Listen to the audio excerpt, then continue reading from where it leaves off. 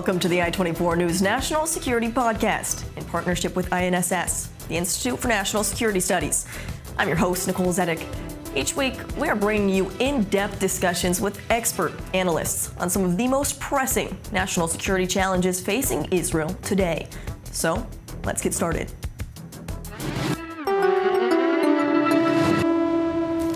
Here in the Middle East, we are at a pivotal crossroads.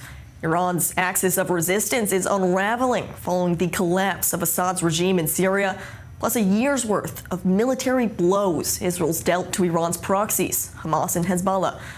This, as Israel and Saudi Arabia could be drawing closer to a historic normalization agreement. Pivotal times indeed. But against this backdrop, the region is primed to become the epicenter of a global power struggle. Donald Trump is heading back to the White House, and his hardline stance on China will have ripple effects throughout the region. Chinese President Xi Jinping has been advancing his vision of a multipolar world, which challenges U.S. dominance on the global stage. In today's episode, we are exploring the intensifying rivalry between the U.S. and China when it comes to the economy, technology, and power projection. How are shifting dynamics in the Middle East reshaping the region's future? How will Trump's anticipated policies in his second term and Xi Jinping's strategic moves impact Israel's security and alliances? Interesting questions indeed, and to help answer all of these questions and more, I'm joined by Ofir Dayan, a research associate in the Israel-China Policy Center at the Institute for National Security Studies. Ofir, thanks for being with us on the podcast today. Thanks for having me. So I want to begin by just setting the stage, because this is not Trump's first presidency. No, we have a not. little bit of an idea of at least his past policies during his first term at the White House. And so bring us up to speed there, because this was definitely an intensified time because of the relations between U.S.-China relations under the Trump administration. Definitely. In the first Trump administration, I think one of his very, very important policies, maybe perhaps, his most well-known policy was a trade war with China. Trump decided that, in other words, the U.S. is not going to be suffering other countries, treating it not the way Trump thought they should be treating the United States. And he saw China as the prime country that is treating the United States unfairly in terms of economic relations. So what he did, he started imposing tariffs on Chinese goods. It started with solar panels, then it moved to washing machines and other areas. And most of those tariffs, it started in 2018, were roughly 25%. And China imposed tariffs back, retaliatory tariffs. And they went on and on between them, imposing tariffs on each other. But in the end of the day, come the end of 2018, it wasn't, let's say it lightly, it wasn't a very successful policy. 300 billion of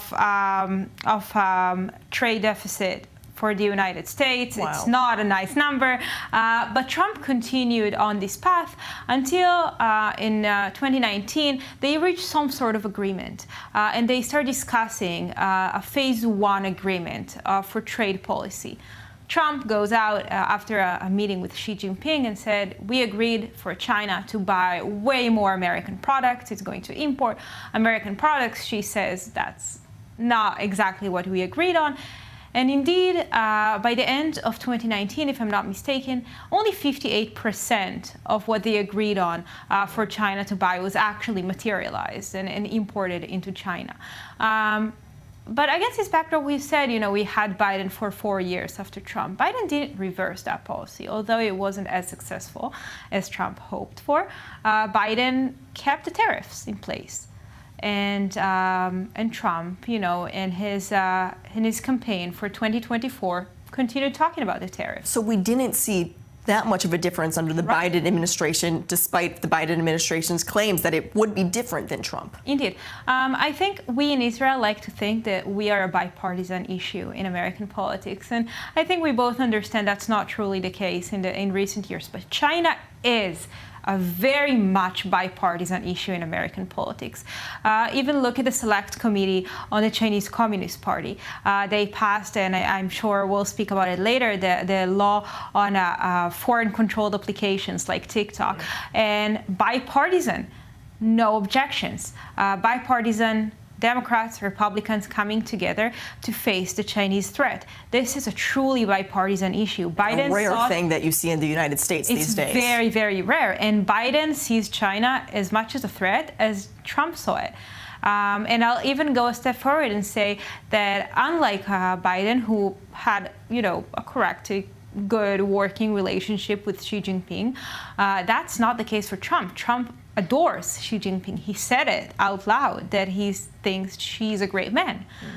So he has, on the one hand, if we're speaking about Trump, on the one hand, very, very hawkish policies, but on the other hand, a very deep admiration, personal admiration for President Xi. It's a business. He's a businessman at the end of the day, and so this all comes down to business, especially with these two powerful men in the region. I want to go back to still under the Biden administration's views and how the ongoing war, because you bring in Israel a little bit into this, and so over the past more than a year now, how the United States versus China's role and policy and even view towards Israel right now during the war. I think it will be very much premature to say that China is a regional power here in the Middle East. It does have engagement, especially in the Gulf and in Egypt, with economic ventures, with oil. It imports a lot of oil from the region, from Iran. I'm sure we'll talk about it later. But it doesn't have any aspirations to replace the United States in the Middle East, at least not for now. It's very much content. China is very much content with the United States taking on the security, global policing role in the Middle East. It's very much comfortable with the U.S. doing that. Having said that, I think we can look and see very, very big differences between how China and how the U.S. Looked at this war. There's a saying that I heard from many of my Chinese counterparts where they said Israel is the stick with which China hits the United States. It uses Israel to say the United States is it just wants war. It provides weapons and it incites Israel to go on the offensive against Palestinians and against other Arab states, against Iran. China has yet to condemn the October 7th attack. It hasn't said Hamas's name and hosted Hamas in Beijing. They hosted the Beijing reconciliation meeting with 14 factions, including those who engage in terrorism on a daily basis. I wouldn't go as far as to say that China is part of the evil of axis, the Iran's axis of resistance. Axis with Russia, North Korea. It is true that Russia and Iran are the prime allies of China, but I don't think it's an axis. Look, China is the third largest trading partner of Israel after the U.S. and the European Union. If you don't count the European Union as one unit, China is the second largest trading partner for Israel. And I think China is very much interested in keeping this relationship going. And I think Israel has in its best interest to keep that relationship going. Throughout the war, Hainan Airlines kept flying to Israel, unlike European airlines that we saw. And many of the U.S. airlines as well. Exactly. And workers from China kept working here. They did not go back to China.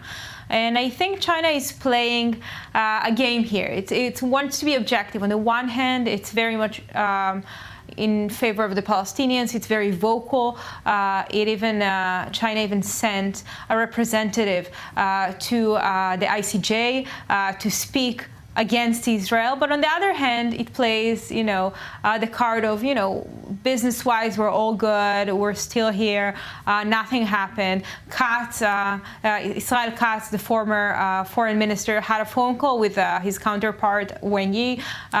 So, they're playing the all good card, but I think it will be very difficult for Israel after the war to go back to normal relations with China, because people in Israel who work with Chinese people are very much disappointed by the lack of response. I think a central question that we're talking about today's episode also is the power struggle that Israel has, because you mentioned the economic ties that it has to China, but also its strongest ally being the United States. So Exactly. Israel's stuck in the middle of trying to maintain these two relationships while these two major power players are at odds with each other.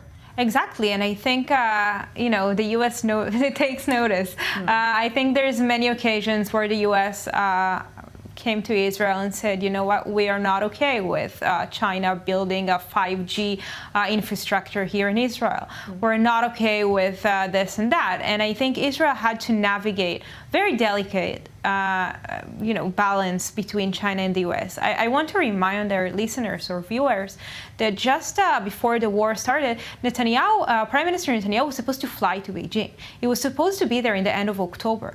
And before his flight, there were certain leaks from his office saying that maybe this is a chance to rebalance Israel's position between the United States and China. And I think if there's one thing that we learned from this war, apart obviously from everything that has to do with our security, is that rebalancing is not in our best interest. The United States, President Biden stood by us every step of the way, while this was not the case for China. But I really want to say one more sentence about the Chinese position vis-a-vis the war, because I think it's interesting and important. China was very vocal in favor of the Palestinians, very. And it mostly is the result of China viewing itself as a lead revolutionary power. And the Palestinians are also, in its eyes, a revolutionary power, so it's more of an ideological stance to support them. But in real life, in terms of donations to UNRWA, to the Palestinian Authority, to Gaza, it didn't really live up to, it didn't walk the walk, just talk the talk. It donated far less than the United States, far less than Japan, which is not comparable in size of economy to China. So it is important to say that it's mostly talking, not much doing. We're not seeing much action coming from China when it comes to the and quote-unquote Palestinian cause. The Palestinians are very much disappointed by it. And many Palestinians have commented on this issue of China being only rhetorically supportive. So, Ofir, that brings us to where we are today. And in just a few weeks, Donald Trump will be back in the White House. And so we talked about his first presidency. We talked about the Biden administration. But what should we expect versus Trump's newfound policies, perhaps? Is it going to be similar to his first term in the White House, or any different changes when it comes to his stance on China? Look, I think the only thing that we can say for certain about Trump is that he's uncertain.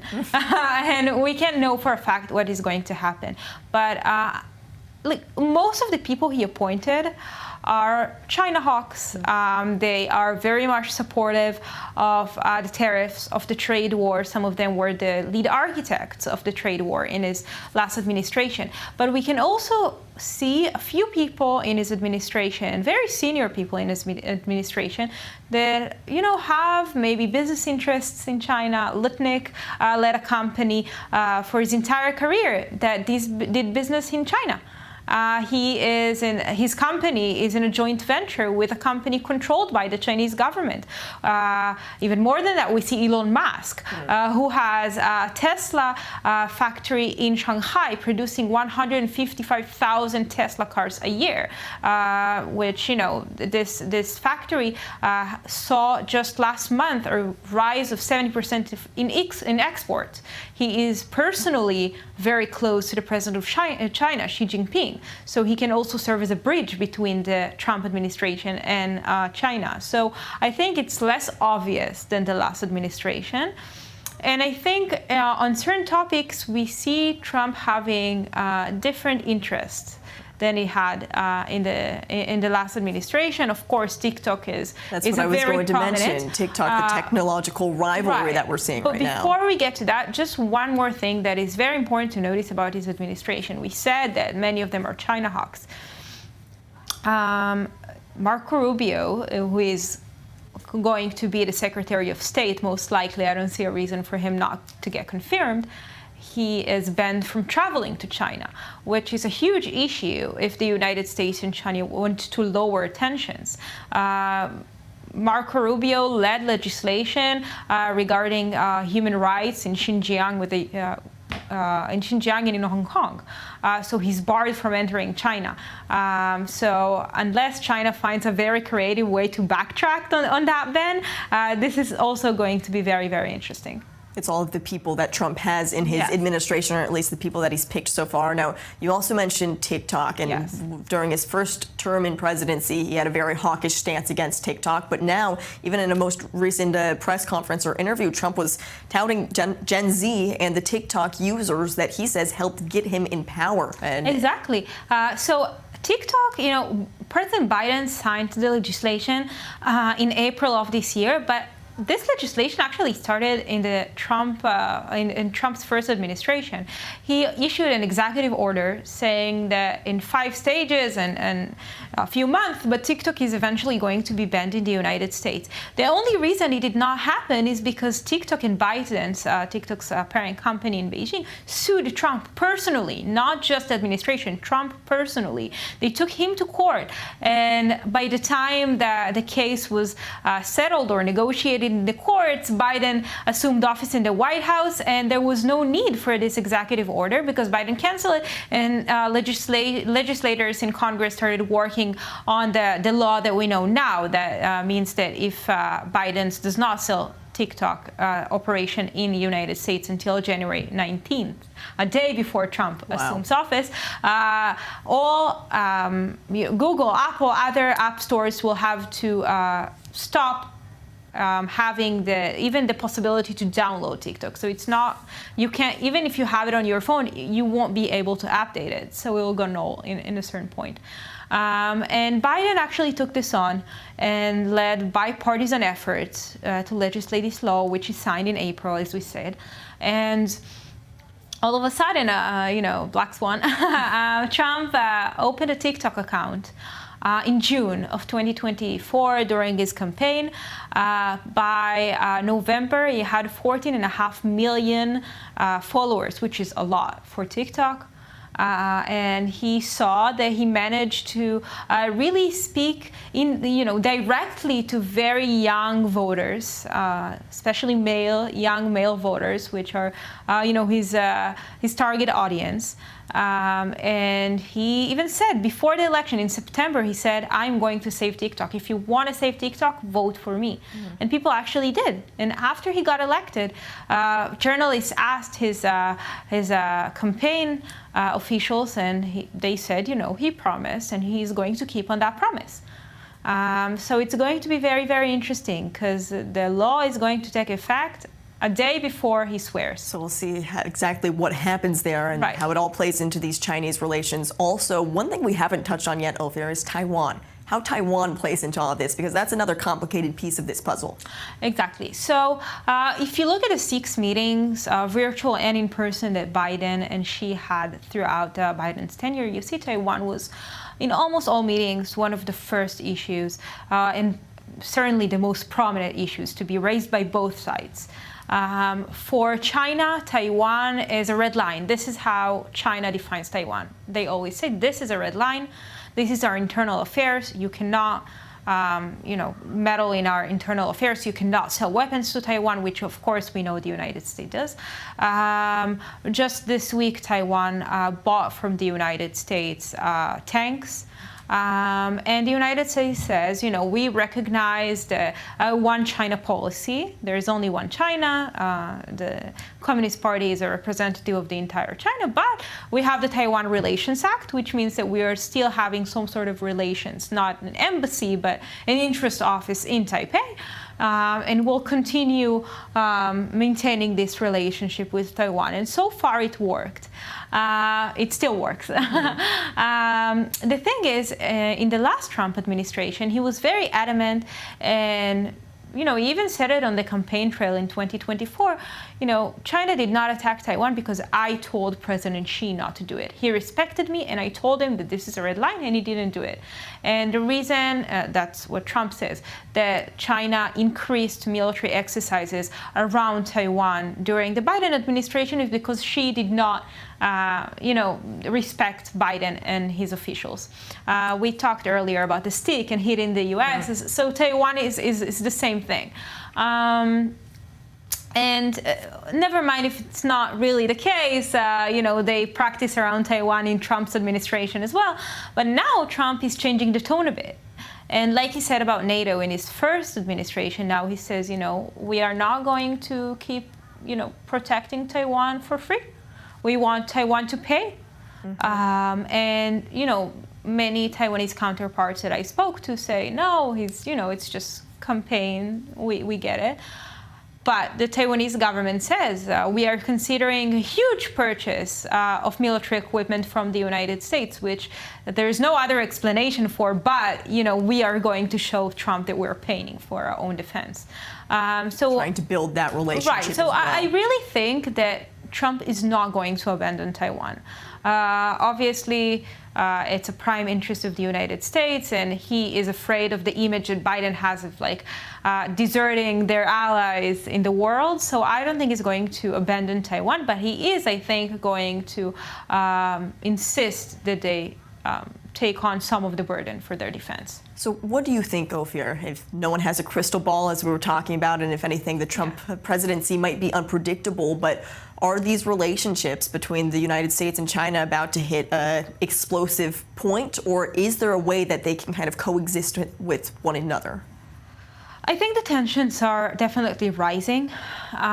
Just this week, China approved, which is very, very unusual, approved to be published the fact that they have a list of American targets around China that they would attack in a case of escalation, which everyone assumed that China has this list. But the fact that China, which has censorship, very tight censorship, allows for something like this to go out, it means a lot. But on the other hand, Trump does not want wars. He said it. I don't want to see any new wars happen.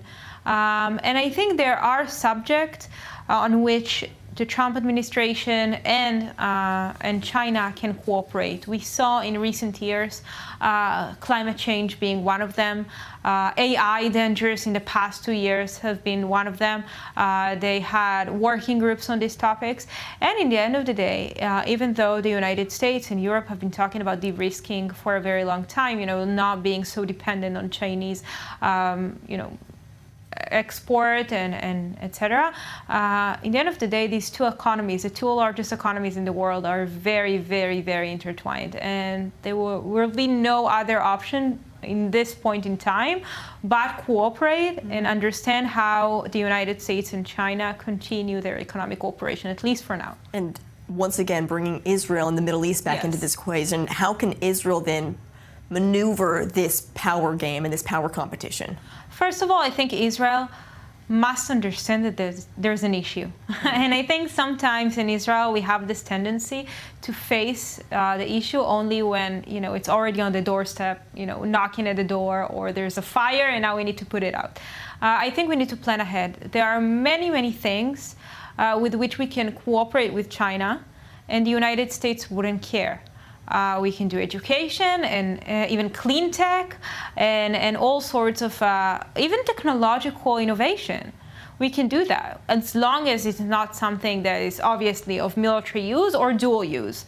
Health, there's many things. China is big on agriculture, and in the 90s and even before that, before formal diplomatic relations between China and Israel, agricultural companies in Israel sold products in China. This was kind of our foot in the door.